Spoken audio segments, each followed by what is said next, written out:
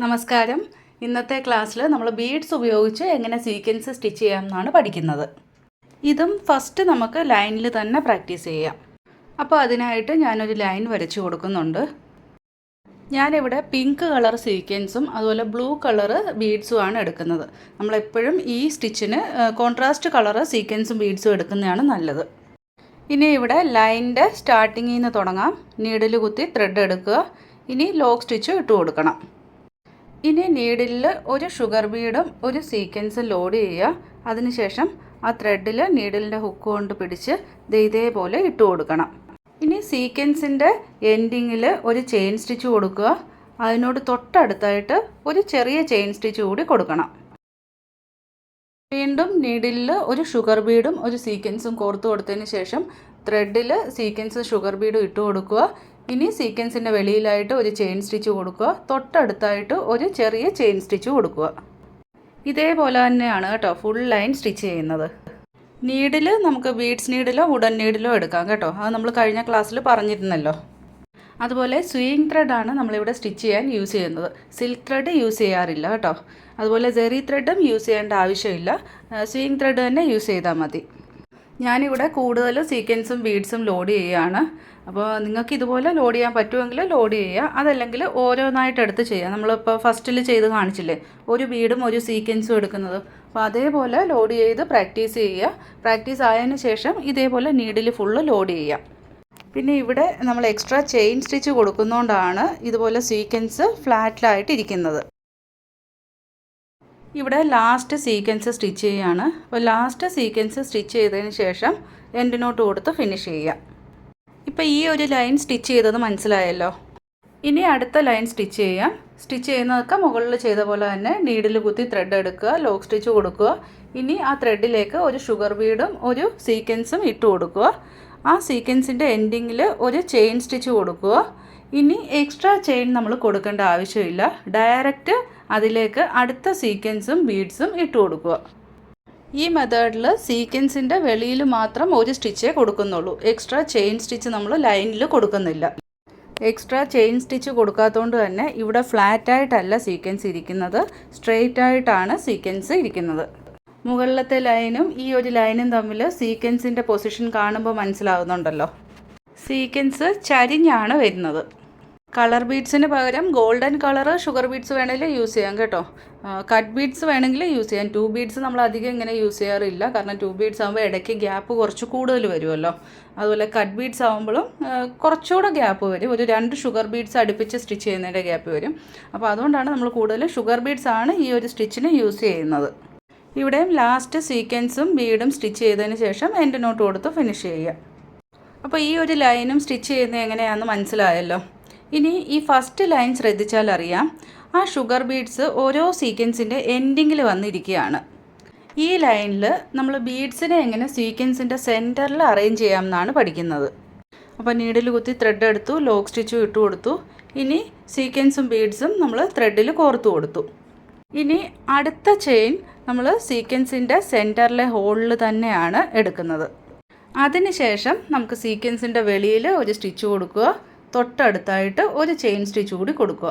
വീണ്ടും ഒരു ഷുഗർ ബീഡും സീക്വൻസും ത്രെഡിൽ കോർത്ത് കൊടുക്കുക. ഇനി സീക്വൻസിൻ്റെ സെൻറ്ററിലെ ഹോളിലൂടെ തന്നെ ഒരു ചെയിൻ സ്റ്റിച്ച് എടുത്തതിന് ശേഷം വെളിയിലായിട്ട് ഒരു ചെയിൻ സ്റ്റിച്ച് കൊടുക്കുക. തൊട്ടടുത്തായിട്ട് ഒരു ചെയിൻ സ്റ്റിച്ച് കൂടി കൊടുക്കണം. വീണ്ടും ഒരു ഷുഗർ ബീഡും സീക്വൻസും ത്രെഡിൽ കോർത്ത് കൊടുക്കുക. ഇനി ആ സീക്വൻസിൻ്റെ സെൻറ്ററിലെ ഹോളിലൂടെ ഒരു ചെയിൻ സ്റ്റിച്ച് എടുക്കുക.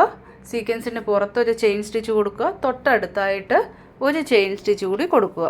അപ്പോൾ ഇതേ രീതിയിലാണ് ഈ ലൈൻ ഫുള്ള് സ്റ്റിച്ച് ചെയ്യേണ്ടത്. ഇപ്പോൾ നമ്മൾ സ്റ്റിച്ച് ചെയ്യുന്ന ലൈനും അതുപോലെ ഫസ്റ്റ് ലൈനിൽ ബീഡ്സ് വന്നിരിക്കുന്നതും തമ്മിലുള്ള ഡിഫറൻസ് മനസ്സിലാകുന്നുണ്ടല്ലോ. നമ്മൾ ചെയ്യുന്ന ഡിസൈനിനനുസരിച്ച് നമുക്ക് എങ്ങനെ വേണമെങ്കിലും സ്റ്റിച്ച് ചെയ്യാം കേട്ടോ. ഈ മെത്തേഡിൽ ഒരു ചെയിൻ കൂടി എക്സ്ട്രാ വരുന്നുണ്ട്. പിന്നെ ബിഗിനേഴ്സിന് ചിലപ്പോൾ സീക്വൻസിനുള്ളിലൂടെ ചെയിൻ എടുക്കാൻ തുടക്കത്തിൽ കുറച്ച് ബുദ്ധിമുട്ട് വരും. പക്ഷേ പ്രാക്ടീസ് കൊണ്ട് ഓക്കെ ആവും കേട്ടോ. പിന്നെ ഇവിടെ ലാസ്റ്റ് സീക്വൻസ് സ്റ്റിച്ച് ചെയ്ത് കഴിയുമ്പോൾ ആ സീക്വൻസിന് അടുത്തായിട്ട് തന്നെ എൻഡ് നോട്ടും കൊടുക്കാം. ഇപ്പോൾ ഈ 3 ലൈൻസ് സ്റ്റിച്ച് ചെയ്തതും അതുപോലെ 3 ലൈൻസിൽ നമ്മൾ ഓരോ ചെയിൻ കൂട്ടുകയും കുറയ്ക്കുകയാണ് ചെയ്തത്. അപ്പോൾ അതിൽ സ്റ്റിച്ചിങ്ങിൽ വന്ന ഡിഫറൻസും മനസ്സിലായല്ലോ. നെക്സ്റ്റ് ലൈൻ നമ്മൾ ഫസ്റ്റ് ലൈൻ സ്റ്റിച്ച് ചെയ്ത പോലെ തന്നെയാണ് സ്റ്റിച്ച് ചെയ്യുന്നത്. പക്ഷേ ഇവിടെ നമ്മൾ 2 ബീഡ്സാണ് യൂസ് ചെയ്യുന്നത്. അപ്പോൾ ഞാൻ യെല്ലോ കളർ സീക്വൻസും അതുപോലെ ബ്ലൂ കളർ ബീഡ്സും ആണ് എടുത്തിരിക്കുന്നത്. ബ്ലൂ കളർ ബീഡ്സ് 2 എണ്ണം ഞാൻ കോർത്ത് കൊടുത്തിട്ടുണ്ട്. സീക്വൻസും 2 ബീഡ്സും കോർത്തതിന് ശേഷം നമ്മൾ സീക്വൻസിൻ്റെ വെളിയിലായിട്ട് ഒരു ചെയിൻ സ്റ്റിച്ച് കൊടുക്കുക, തൊട്ടടുത്തായിട്ട് ഒരു ചെയിൻ സ്റ്റിച്ച് കൊടുക്കുക. വീണ്ടും ഒരു സീക്വൻസും 2 ബീഡ്സും കോർത്ത് കൊടുക്കണം. ഫസ്റ്റ് ലൈൻ ചെയ്ത സെയിം അതേപോലെ തന്നെയാണ് ഇവിടെ 2 ബീഡ്സ് സ്റ്റിച്ച് ചെയ്യുന്നേ ഉള്ളൂ. അതുപോലെ സ്വിങ് ത്രെഡാണ് എടുത്തിരിക്കുന്നത്. സീക്വൻസിൻ്റെ കളറാണ് സ്വിങ് ത്രെഡ് എടുത്തിരിക്കുന്നത്. ബീഡ്സ് ഷുഗർ ബീഡ്സ് ആണ് കേട്ടോ എടുത്തിരിക്കുന്നത്. അപ്പോൾ ഷുഗർ ബീഡ്സിന് പകരം നിങ്ങൾക്ക് കട്ട് ബീഡ്സ് വേണേലും എടുക്കാം. നെക്സ്റ്റ് ലൈൻ നമ്മൾ സെക്കൻഡ് ലൈൻ ചെയ്ത പോലെ തന്നെയാണ്. എക്സ്ട്രാ ചെയിൻ സ്റ്റിച്ച് നമ്മൾ കൊടുക്കാതെ സ്റ്റിച്ച് ചെയ്യാം. 2 ഷുഗർ ബീഡും ഒരു സീക്വൻസും കോർത്ത് കൊടുക്കുക. ഇനി സീക്വൻസിന് വെളിയിലായിട്ട് ഒരു ചെയിൻ സ്റ്റിച്ച് കൊടുക്കുക. വീണ്ടും 2 ഷുഗർ ബീഡും ഒരു സീക്വൻസും കോർത്ത് കൊടുക്കുക. എക്സ്ട്രാ ചെയിൻ കൊടുക്കാത്തതുകൊണ്ട് തന്നെ നമ്മുടെ സീക്വൻസ് ഫ്ലാറ്റായിട്ടായിരിക്കത്തില്ല സ്റ്റിച്ചിങ് വരുന്നത്, കുറച്ച് സ്ലാൻഡിങ് ആയിട്ടായിരിക്കും വരുന്നത്. അതേസമയം മുകളിലത്തെ ലൈനിൽ നമ്മൾ എക്സ്ട്രാ ചെയിൻ കൊടുക്കുന്നത് കൊണ്ട് ഫ്ലാറ്റായിട്ടാണ് കേട്ടോ സീക്വൻസിൻ്റെ സ്റ്റിച്ച് വരുന്നത്. പിന്നെ ഇവിടെ 2 ബീഡ്സ് യൂസ് ചെയ്യുന്നത് കൊണ്ട് നമുക്ക് സീക്വൻസിൻ്റെ സെൻറ്ററിൽ ബീഡ്സ് വരുന്ന രീതിയിൽ സ്റ്റിച്ച് ചെയ്യാൻ പറ്റത്തില്ല കേട്ടോ. അതായത് തേർഡ് ലൈൻ സ്റ്റിച്ച് ചെയ്ത പോലെ നമുക്ക് 2 ബീഡ്സ് യൂസ് ചെയ്ത് സ്റ്റിച്ച് ചെയ്യാൻ പറ്റത്തില്ല. ബീഡ്സ് മാത്രമല്ല, കഴിഞ്ഞ ക്ലാസ്സിൽ നമ്മൾ സ്മാൾ സീക്വൻസ് കാണിച്ചിരുന്നല്ലോ. അപ്പോൾ സ്മാൾ സീക്വൻസ് യൂസ് ചെയ്തും ഇതേപോലെ തന്നെ സ്റ്റിച്ച് ചെയ്യുക. നീഡിൽ കുത്തി ത്രെഡ് എടുക്കുക, ലോക്ക് സ്റ്റിച്ച് ഇട്ട് കൊടുക്കണം. ഇനി ഒരു ലാർജ് സീക്വൻസും ഒരു സ്മാൾ സീക്വൻസും ആ ത്രെഡിൽ കോർത്ത് കൊടുക്കുക. ഇനി സീക്വൻസിന് വെളിയിലായിട്ട് ഒരു ചെയിൻ സ്റ്റിച്ച് കൊടുക്കുക, തൊട്ടടുത്തായിട്ട് ഒരു ചെയിൻ സ്റ്റിച്ച് കൊടുക്കുക. വീണ്ടും 2 സീക്വൻസും ഇതേപോലെ ത്രെഡിൽ കോർത്ത് കൊടുക്കുക. സീക്വൻസിന് വെളിയിലായിട്ട് ഒരു സ്റ്റിച്ച്, തൊട്ടടുത്തായിട്ട് ഒരു ചെയിൻ സ്റ്റിച്ച്. ഇവിടെ ഇപ്പോൾ ഫസ്റ്റ് ലൈൻ സ്റ്റിച്ച് ചെയ്ത പോലെയാണ് കേട്ടോ. അപ്പോൾ അതുകൊണ്ടാണ് ഫ്ലാറ്റായിട്ട് ഇങ്ങനെ നമുക്ക് സീക്വൻസ് സ്റ്റിച്ചിങ് വരുന്നത്. ബീഡ്സും സീക്വൻസും ലോഡ് ചെയ്യുന്നത് നമുക്ക് പെട്ടെന്ന് പഠിക്കാൻ പറ്റും, അതായത് ഈസി ആയിട്ട് ചെയ്യാൻ പറ്റും. അതേസമയം സീക്വൻസ് മാത്രം ലോഡ് ചെയ്യുന്നത് കുറച്ച് ബുദ്ധിമുട്ടാണ് കേട്ടോ. കുറേ പ്രാക്ടീസ് ചെയ്ത് കഴിയുമ്പോൾ ഈസി ആയിട്ട് ചെയ്യാൻ പറ്റും കേട്ടോ. അടുത്ത ലൈനിൽ നമ്മൾ സെക്കൻഡ് ലൈൻ ചെയ്ത പോലെ ചെയിൻ സ്റ്റിച്ച് കൊടുക്കാതെ സ്റ്റിച്ചിങ് ചെയ്യുകയാണ് കേട്ടോ. മീഡിയം സൈസും സ്മാൾ സൈസും സീക്വൻസ് ത്രെഡിൽ കോർത്തതിന് ശേഷം ആ സീക്വൻസിന് വെളിയിലായിട്ട് ഒരു ചെയിൻ സ്റ്റിച്ച് കൊടുക്കുക. വീണ്ടും ഈ 2 സീക്വൻസും ത്രെഡിൽ കോർത്ത് കൊടുക്കുക. സീക്വൻസിന് വെളിയിലായിട്ട് ഒരു ചെയിൻ സ്റ്റിച്ച് കൊടുക്കുക. ഈ മെത്തേഡ് നമ്മൾ കഴിഞ്ഞ ക്ലാസ്സിൽ സീക്വൻസിൻ്റെ ചെയിൻ സ്റ്റിച്ച് പഠിച്ചപ്പോൾ പഠിച്ചിരുന്നു. അതായത് സീക്വൻസ് അടുക്കി അടുക്കി വെച്ച പോലെ ഇരിക്കും.